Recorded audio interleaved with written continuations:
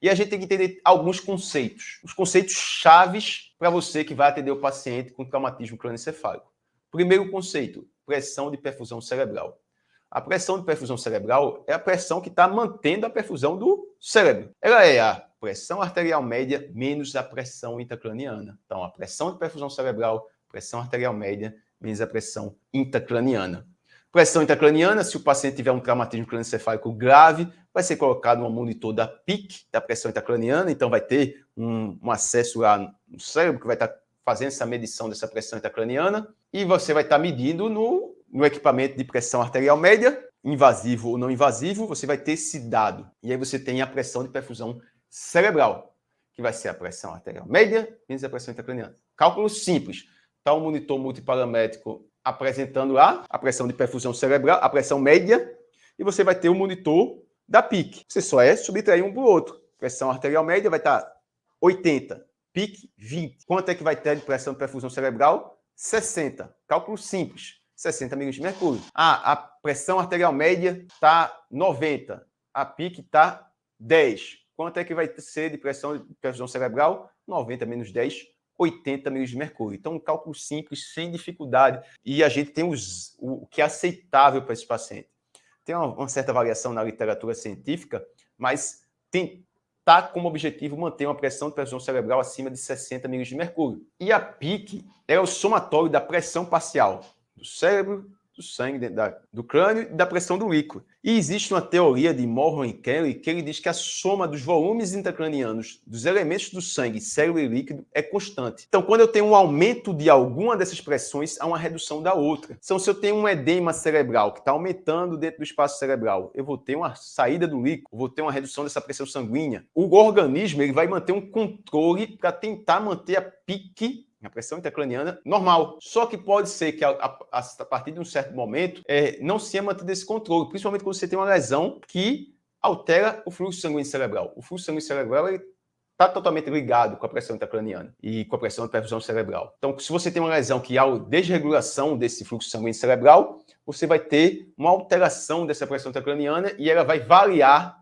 vai tender a aumentar de maneira mais rápida do que se fosse uma pessoa que não tem nenhuma lesão. Isso pode acontecer. Pode não, né? Vai acontecer no traumatismo crânioencefálico. Somente traumatismo crânioencefálico grave. E você que é fisioterapeuta, a gente fez uma pequena revisão, bem breve revisão aí da fisiopatologia, de alguns conceitos principais aí do traumatismo crânioencefálico, da pressão de perfusão cerebral, da pressão intracraniana, da hipertensão intracraniana, da resposta que acontece no organismo. Mas por onde começar? Você está de plantão e chegou um paciente, acidente de moto, chegou lá na UTI, é um paciente de traumatismo crânioencefálico. Você, como fisioterapeuta, por onde começar? Vou começar, pego a perna do paciente, 10 flexões da perna, 10 flexões no braço, ou eu vou lá e aspiro o paciente. O paciente está entubado, eu desconecto, aspiro o paciente. O que é que eu vou fazer? Por onde começar? Começar seguindo um processo de tomar decisão. Que eu repito sempre os alunos do método fisioterapia intensiva, um processo de tomada de decisão que vai facilitar a sua intervenção com esses pacientes. Então, fazer uma anamnese, avaliar o paciente, seguindo aquele processo, avaliar o nível de consciência para ver como é que está esse nível. Lembra da escala de coma de Glasgow? E fazer avaliação rotineiras. Se o paciente estiver entubado, você vai avaliar o nível de sedação, através de escalas também. Esses níveis de sedação, você vai identificar como o paciente está em relação à sedação, as escalas de sedação de Reis, Ramsay, você vai utilizar essas escalas dizendo se o paciente está agitado, se o paciente está controlado. Você vai ter a escala de sedação e vai ter a escala de coma de Glasgow também que você pode utilizar. Nesse nível de consciência, você vai avaliar se o paciente está vigil, confuso, então ele está desorientado no tempo e no espaço, mas se orienta normalmente com a pessoa e está apenas confuso, mas você pergunta onde é que ele está, ele não sabe onde é que ele está.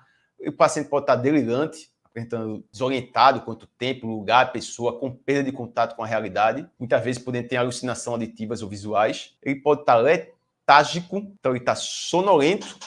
Então você dá um estímulo e ele acorda, pode ser um estímulo um pouco mais intenso para ele acordar. O obnubilado, existe um embotamento, uma indiferença aos estímulos externos e a resposta é mantida no mínimo. O paciente então tem uma resposta pior do que o que está letárgico. O estupor. O doente só pode ser acordado por estímulos exteriores vigorosos e contínuos, então fica lá o tempo todo para acordar o paciente.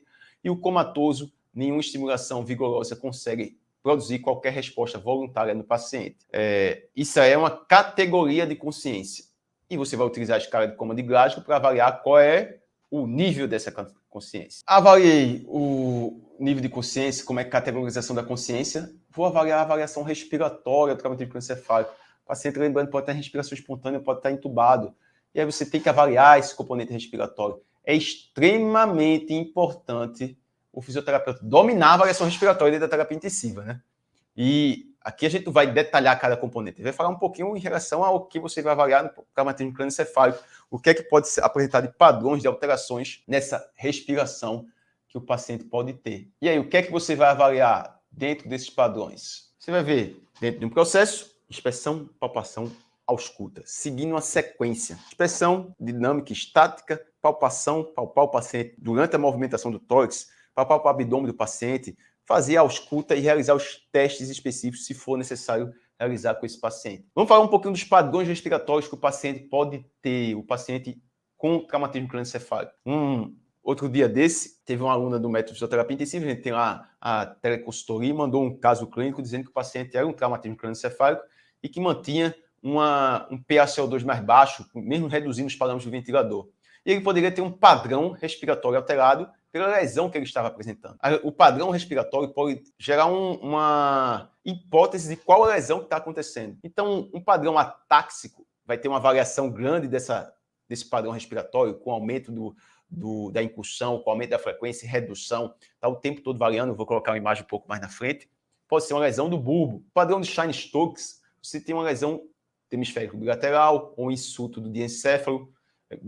Também pode ser lesão do prosencéfalo, lesão superior da ponte, e você pode ter essa lesão gerando o padrão Cheyne-Stokes. Lembrando que o Cheyne-Stokes não é só lesão cerebral, você tem outras doenças que podem levar o padrão Cheyne-Stokes, que é uma desregulação aí do controle ventilatório. O padrão apnêutico, vocês têm lesão na região dorsomedial da metade inferior da ponte, e no padrão apnêutico o paciente tem uma pausa no final da inspiração, então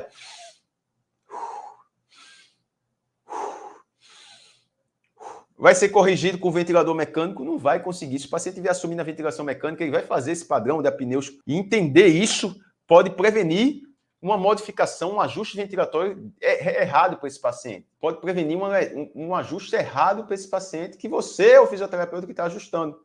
Então, o padrão apnêutico ele vai apresentar essas pausas no final da inspiração.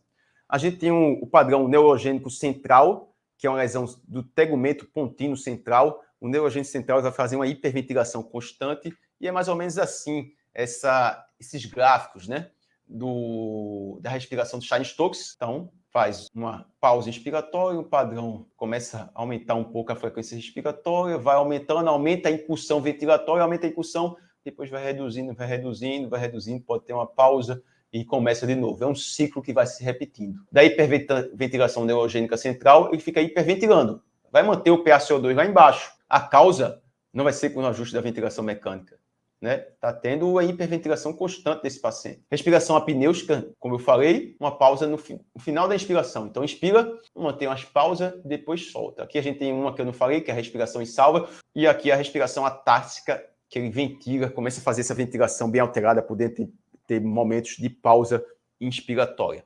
Aí são algumas só, ainda tem outros tipos de lesões neurais que você pode identificar hipóteses de acordo com esses padrões ventilatórios.